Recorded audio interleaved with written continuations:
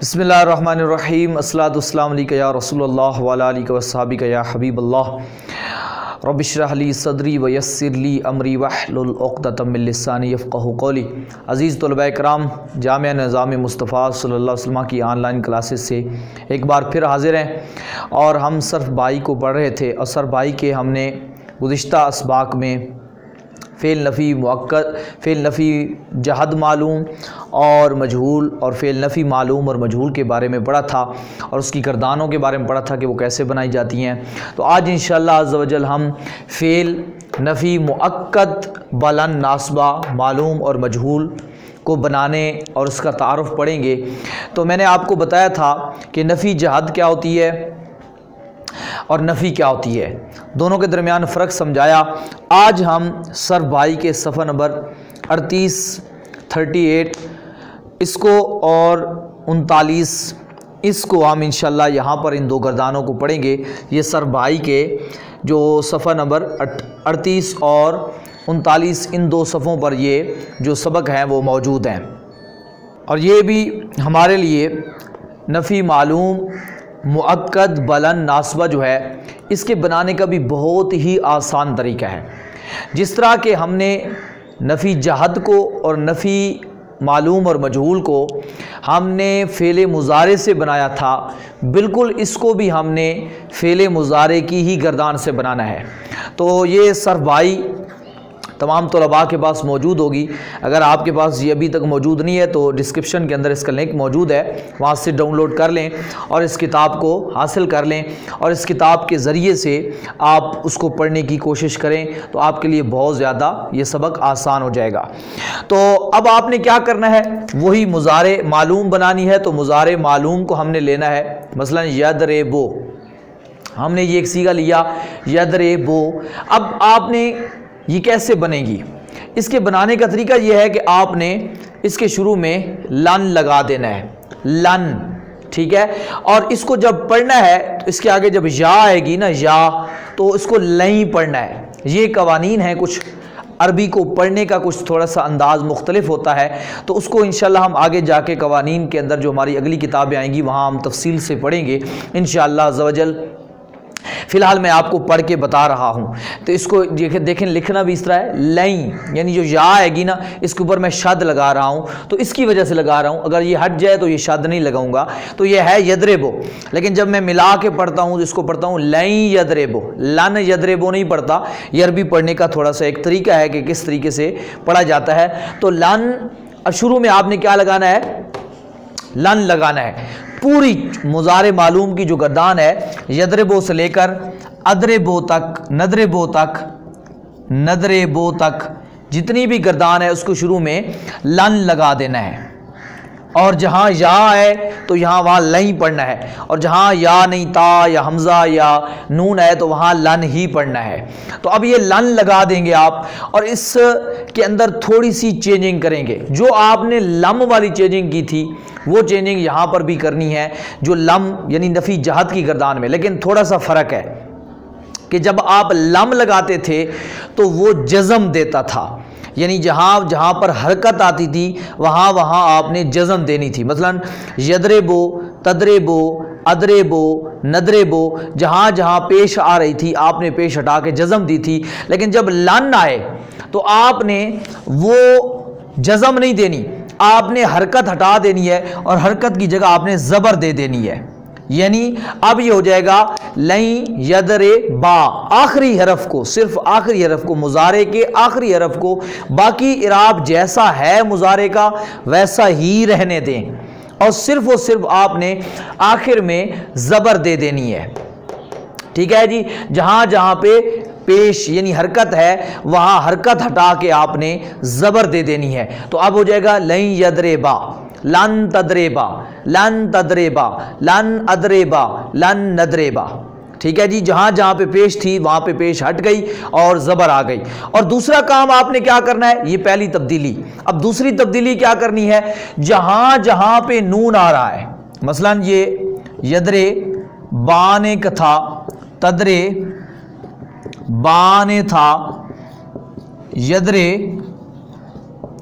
Buna था, تو آپ نے جو ہی لن لگایا شروع میں یہ، تو اب آپ نے کیا کرنا ہے، تمام نون جو ہے جس طرح لم سے گرتے تھے تو لن سے بھی نون گرا دینے ہیں، یعنی لم کی طرح لن بھی کیا کرتا ہے، نون کو گرا دیتا ہے، تمام نون ختم ہو جائیں گے۔ اب ہو جائے گا لن یضربا، لن تضربا، لن یضربو، یعنی آپ نے پہلی تبدیلی کیا کرنی ہے، لن پہلا کام یہ کرے گا کہ جہاں جہاں حرکت ہے وہاں حرکت ختم کر دو، اور جہاں جہاں پہ نون ہے اس نون کو آپ گرا دو، اور لیکن بالکل اسی طرح دو نون جو ہے، چھٹا اور 12واں جو نون تھا، اس دو نونوں کو یعنی جمع مؤنث غیب اور جمع مؤنث حاضر کا جو صیغہ ہے،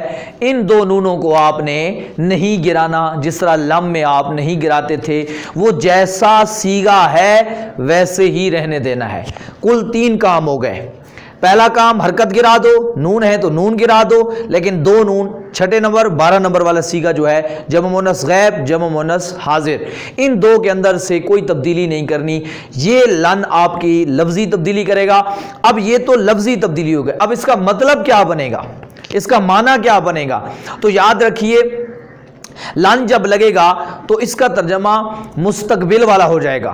ویسے تو آپ کو پتا ہے مضارع کے اندر 2 زمانے ہوتے ہیں، موجودہ بھی اور آنے والا بھی، لیکن جب لن لگے گا تو اس کا ترجمہ مستقبل والا ہو جائے گا، لیکن خالی مستقبل والا نہیں، نفی مستقبل والا، یعنی کسی کام کا آنے والے زمانے میں نہ ہونے کا، اور خالی بھی نہ ہونا نہیں، تاکید کے ساتھ، پختگی کے ساتھ، لزوم کے ساتھ نہ ہونا۔ مثلا آپ کہتے ہیں، آپ یہ کہتے ہیں کہ وہ نہیں مارے گا، تو یہ ایک سادی سی بات ہے۔ آپ کہتے ہیں وہ ضرور نہیں مارے گا، وہ لازمی نہیں مارے گا، یعنی آپ اگلے کو یقین دلا رہے ہیں۔ تو جو تاکید کے لیے اپنی زبان میں آپ جو بھی لفظ استعمال کرتے ہیں تاکید پختہ کرنے کے لیے اپنی بات کو، تو عربی میں اگر مستقبل کے اندر کوئی کام نہیں کرنا اور تاکید کے ساتھ آپ اس کو سمجھا اگلے کو بتانا چاہتے ہیں تو آپ اس کے اوپر لن لگائیں گے تو وہ سمجھ جائے گا کہ یہ بات پکی کہہ رہا ہے۔ مثلا آپ نے یہی کہا لن یضربا، تو پہلے ترجمہ تھا وہ مارتا ہے یا مارے گا، اب لن لگا تو اس کا ترجمہ بن گیا ہرگز نہیں مارے گا وہ ایک مرد، ہرگز نہیں ماریں گے وہ 2 مرد۔ ترجمے کے اندر اب کیا آ جائے گا، ہرگز، ضرور، لازمی، بالکل، کہتے ہیں بالکل، یعنی کسی طریقے سے بھی آپ اپنی زبان میں نے اردو میں آپ کو بتایا، اردو میں کہتے ہیں ہرگز، ہرگز یقین دلانے کے لیے کہتے ہیں ہرگز وہ ایسا نہیں کرے گا، ہرگز وہ نہیں کھائے گا، ہرگز وہ نہیں مدد کرے گا، ہرگز وہ نہیں دھوئے گا۔ کوئی بھی کام جو آپ پڑھ چکے ہیں کام، اس کام آپ فعل مضارع ہے آپ کے پاس، اس کے اوپر لن لگا دیں گے تو مستقبل ہو جائے گا اور اس کے اندر تاکید آ جائے گی۔ یہ تو معلوم تھی، اور مجہول بنانا ہو تو بالکل سیم یہی کام ہے، فعل مضارع مجہول کی گردان لے آؤ، یضربو سے لے کر نضربو تک، اس کے اوپر لن لگا دو، جہاں حرکتیں ہیں وہاں زبر دے دو، جہاں نون ہے گرا دو، نون نہ گراؤ، ترجمہ اب یہی ہو جائے گا ہرگز نہیں مارا جائے گا وہ ایک مرد۔ اب وہ جو ترجمہ مجہول والا ہوتا ہے وہی، اس کے اندر آپ نے نہیں اور ہرگز اور مستقبل کی بات کرنی ہے۔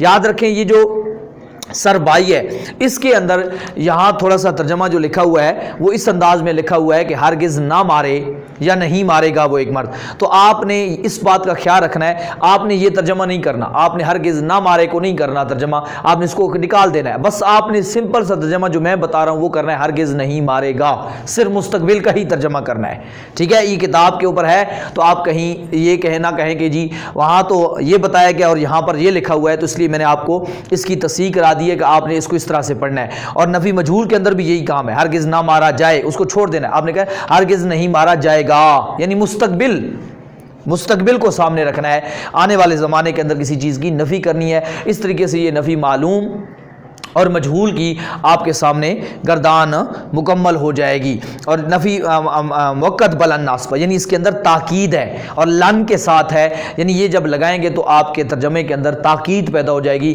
تو اس کی آپ نے بالکل سیم وہی مشق جو ہے آپ کے سامنے ہوگی جو پچھلی میں نے لیکچرز میں دی ہے۔